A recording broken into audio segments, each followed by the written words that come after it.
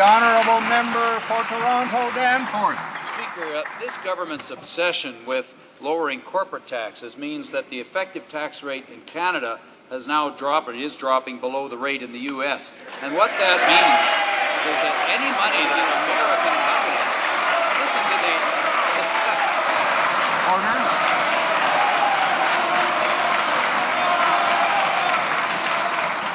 Order. Order.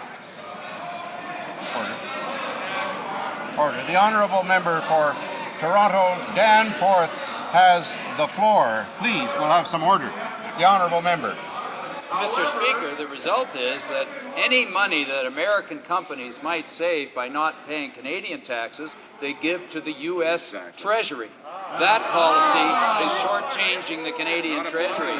This is a new study from the Canadian Centre of Policy Alternatives saying that $4 to $6 billion are being lost from the Canadian Treasury under this plan.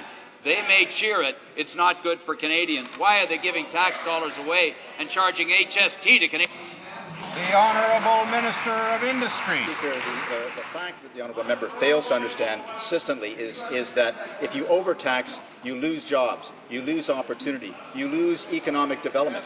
We've realized that. That's why we are proud to be a low-tax jurisdiction while still making sure that the services Canadians demand from the federal government are, in fact, taking place. And we have one person to thank for this, two people, actually, the Prime Minister and our Minister of Finance. They've done an excellent job.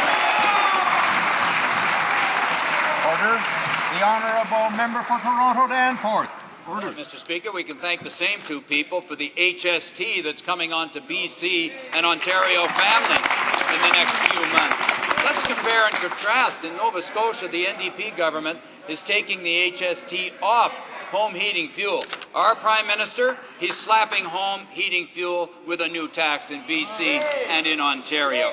Why is he doing this? If he's not willing to listen to working families, will he at least listen to his old friends from the National Citizens Coalition who are saying no to the HST, or is he abandoning them as well? The Honourable Minister of Canadian Heritage. Order. The reality is, Mr. Speaker, through 4 budgets, through 2 minority parliaments, this Conservative government has lowered taxes every single budget we put before Canadians.